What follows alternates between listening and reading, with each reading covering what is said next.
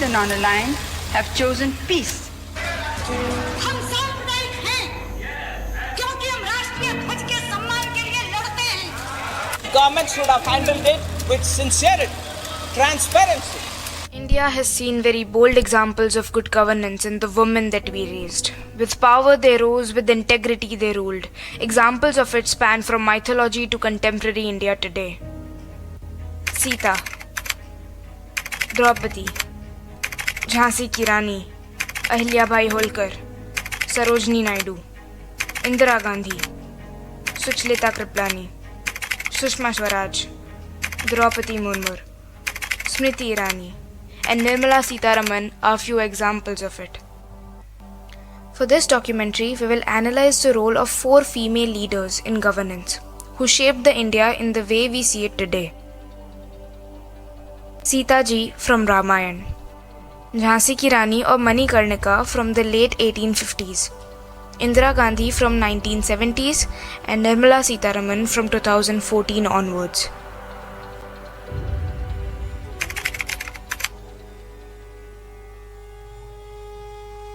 In the rich tapestry of Indian mythology, one woman stands out not just as a symbol of virtue, but as a pioneer of governance. Welcome Sita, the first lady of governance. Born into the royal family of Mithila, Sita was educated in principle of leadership, ethics and justice. From a young age, she was groomed to understand the responsibilities that came with power and governance. This foundation played a critical role in shaping her approach to leadership throughout her life. Sita's marriage to Lord Ram was not just a union of love, but it was also a partnership rooted in shared values of duty and governance. Their relationship exemplified an ideal model of collaborative leadership, where both partners contributed to the moral and ethical fabric of their kingdom. Sita's influence on Ram's decision, especially during time of crisis, underscores the importance of wise counsel in governance. When faced with challenges such as the abduction by Ravan, Sita displays remarkable resilience and strategic thinking. Her ability to maintain her dignity and communicate effectively, even in captivity, demonstrates the crucial role of women in governance. Sita's strength in adversity reflects the potential for women to be leaders in their own right, influencing not just the immediate circumstances but also the broader political landscapes.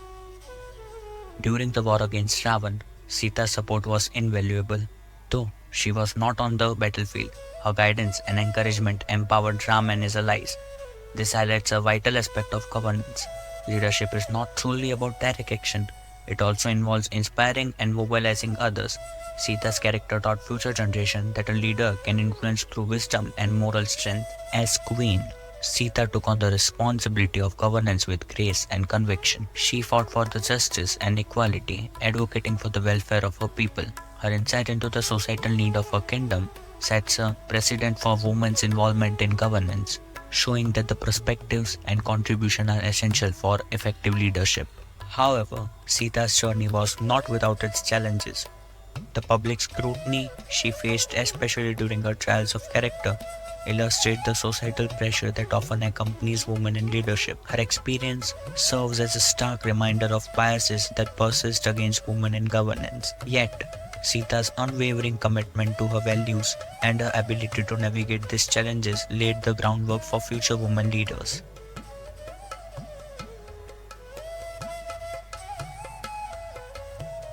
Sita's legacy endures as a beacon for women in governance. Her story is a testament to the strength, wisdom, and resilience that women can bring to leadership roles. By embodying the principle of integrity, justice, and compassion, Sita paved the way for the future generation to step into the position of power with confidence. As we reflect on Sita's contribution to governance, we recognize that her life teaches us that the women are not merely participants, but are essential to the fabric of leadership. Sita's story reminds us that true governance encompasses not just the authority, but the commitment to serve and uplift others. In the Vedic era, women in India were revered as equal to men. They held rights and status that allowed them to participate fully in society. During this time, women could pursue education, engage in spiritual practices, and contribute to their communities. However, as the time progressed, this position began to decline. The medieval period marked a significant downturn, especially during the reign of Mughal Empire. Education and equality for women vanished, and their roles were largely confined to that of homemakers.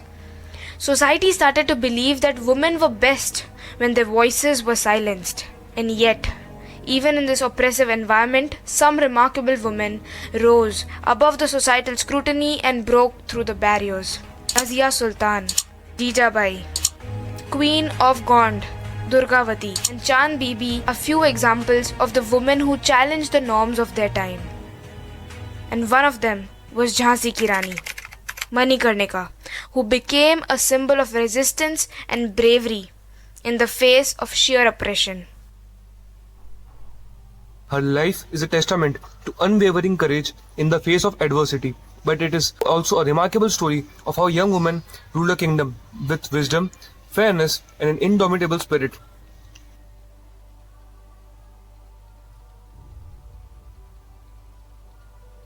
Born as Manikarnika Tambe in 1828 in Varanasi, she was raised in a family that instilled in her values of discipline and valor from a very young age. Trained in horse riding, archery, and sword fighting, she developed a strong sense of self-reliance and leadership early on. These traits were essential for a warrior, also played a crucial role in her as a ruler and governor. When she married Maharaja Gangadhar Rao of Jhansi and became the queen, her role in governance expanded. Lakshmibai took over an active interest in administration of Jhansi, a role not typically expected from women during that time. However, she was no ordinary woman. Her understanding of politics, diplomacy, and military strategy was deep. She worked alongside her husband to ensure Jhansi remained a prosperous state. Even before her time as warrior, she displayed strong governance by promoting economic development, focusing on improving agriculture, and managing the military to protect her kingdom's borders.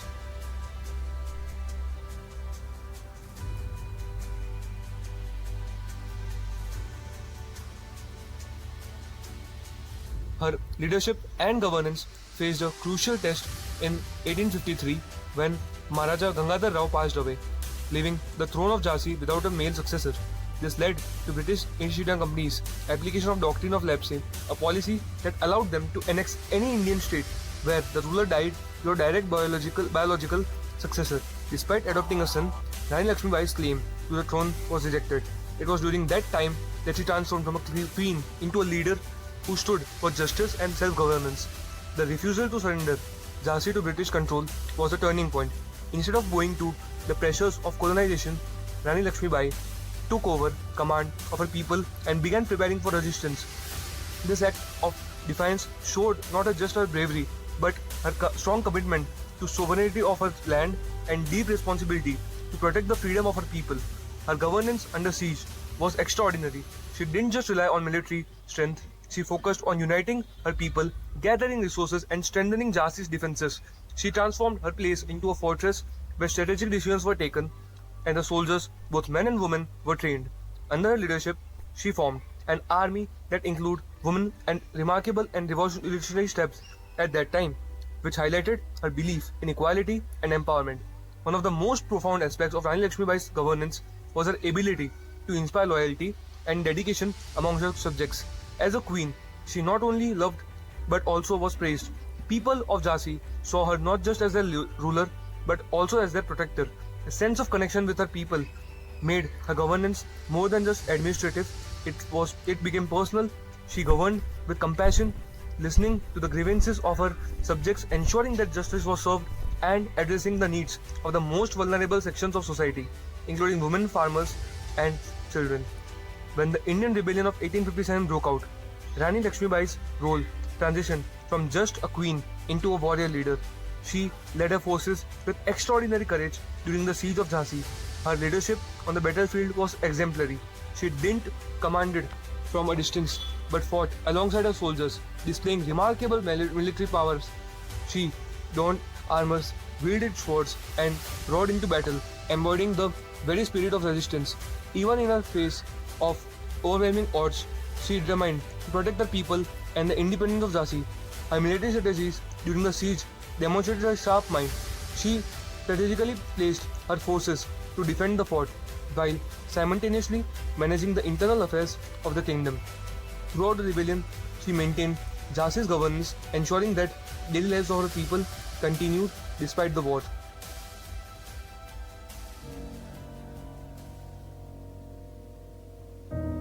Even after witnessing the formidable strength of women like Jhansi Ki Rani, the late medieval period marked a peak in degradation and discrimination of women in our patriarchal society. In this era, women faced significant challenges with their rights and voices suppressed more than ever before. But as the darkness enveloped their lives, a new era emerged, a ray of light in the tumultuous history of women. Social reformers stepped forward, campaigning the cause of women's rights and working tirelessly to bring about the change in society. Through their efforts, women began to reclaim their place in the society. They rose again, breaking the barriers and making strides in various fields. Today, we see women playing prominent roles in India's governance and economy. And one example of it is Indira Gandhi. In a world where power often wears a male face, one woman rose to change the game. Her name? Indira Gandhi, the Iron Lady of India. Born on 19th November 1917 into a family steeped in politics, Indira's story begins in the heart of Varanasi. The daughter of Jawaharlal Nehru, she was surrounded by power and influence. But from a young age, it was clear that she was destined for something extraordinary. Unlike many in her era, she would not just follow in her father's footsteps, she would carve her own path. Indira was a curious child, fiercely intelligent and determined. While other girls played with dolls, she immersed herself in books, learning about the world and its complexities. Her education took her far and wide, but it was the call of politics that tugged at her heartstrings. With dreams bigger than the sky, she decided that the world would know her name. In 1966, the stage was set for a remarkable act. Indira Gandhi became the first woman Prime Minister of India. Imagine the scene, a young woman stepping into the corridors of power surrounded by seasoned politicians. The whispers echoed, "Can she do it?" To which Indira would reply, "Watch me." Indira didn't just occupy a seat, she transformed it. चाहे लोग कितने ही आरोप लगाएं, कितने ही भारत की निंदा करें, कोई नहीं है दुनिया में जो कह सकता है कि आज भारत जितना मजबूत है हर प्रकार से, वैसे कभी भी वो नहीं रहा है. With courage and vision, she launched the Green Revolution, turning India into a food surplus nation. "A country can't thrive on empty stomach," she said famously. With every seed sown, she planted the dreams of millions, all while showing us that women could be fierce leaders wielding power like a sword. But the path wasn't always smooth. In 1975, she declared a state of emergency, a move that sent shockwaves through the nation. Critics labeled her as an authoritarian. Supporters saw her as a savior. "I didn't come here to be liked. I came here to make a difference," she said, unapologetically and unyielding.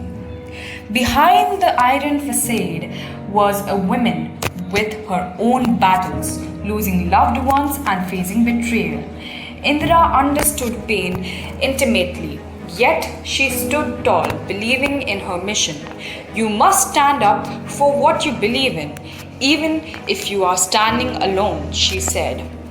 Her strength became a testament of resilience. Indira's legacy is woven into a fabric of India's history. She shattered ceilings and broke boundaries, inspiring generations of women to dream bigger. There are two kinds of people, those who take risks and those who play it safe.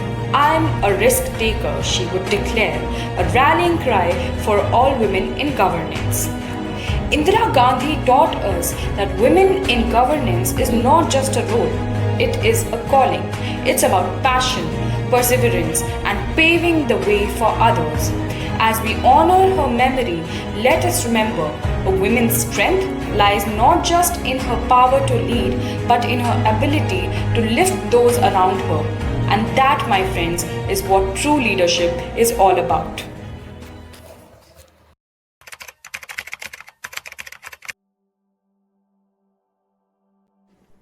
In 2006, Nirmala entered the political arena as a member of the Bharatiya Janata Party. Her sharp instincts, her dedication quickly caught the attention of leaders, paving her way into ministerial roles. By 2017, she was appointed the Ministry of Defense, the first woman to hold the position in India. Talk about breaking barriers. As the defense minister, Nirmala showcased her ability to balance security with strategy. She often joked, "If I can manage a defense budget, I can certainly manage an economy." Her blend of the COVID-19 pandemic presented an unprecedented challenge, forcing her to navigate an economy in turmoil. Critics questioned the adequacy of relief measures, and the opposition accused the government of inadequate support to the marginalized. Yet, Nirmala pushed back, stating, "In a crisis, we must find the courage to innovate." Despite the controversies, Nirmala's resilience shone through. Balancing the demanding political career with family life, she often reflected, "Behind every successful woman is a family that supports her, and a few naysayers to prove her wrong." Nirmala Sitharaman's journey exemplifies resilience, determination. Her story is a testament to the power of women in governments, inspiring future generations to dream big. Today, she stands as a symbol of hope for every woman in every field, proving that with hard work and passion, anything is possible. Nirmala Sitharaman is not just a leader. She is a trailblazer, paving the way for women to climb the rightful place in the corridors of power. As she eloquently stated, "Let us not just build a better economy, but a better future."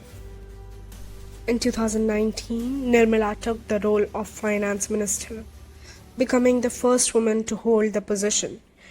With her at the helm, India witnessed significant reforms aimed at boosting economic growth, tackling issues like GST, implementation, and the economic fallout of the pandemic. She once quoted, "Running the economy is like cooking a complex dish. You have to get the ingredients right." Nirmala's approach to governance emphasized inclusivity and empowerment. Her initiative aimed at supporting small businesses, enhancing women's participation in the workforce, and promoting digital innovation. As she said, empowering women isn't just good policy, it's good economics. But the road wasn't always smooth. Nirmala faced a barrage of criticism during her tenure, particularly regarding the handling of the economy.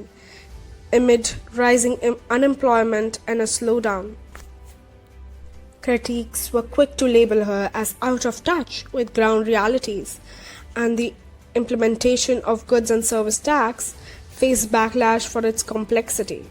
However, Nirmala remained unfazed, asserting, "Challenges are simply opportunities in disguise."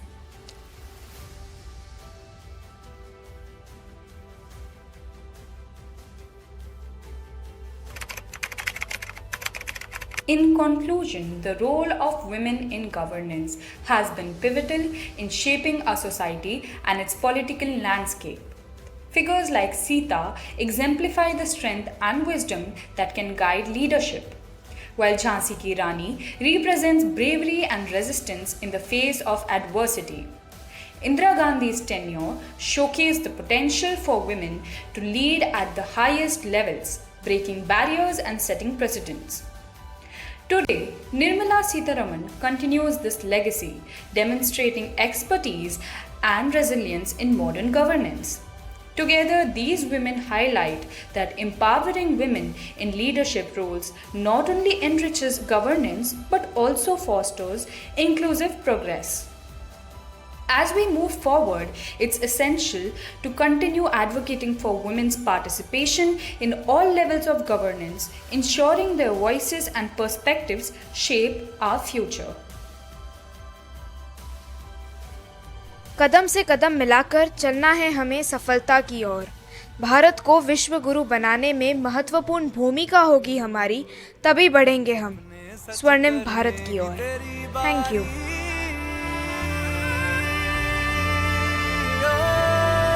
तू सारे जहां से प्यारी मेरे भारत की बेटी है, सारे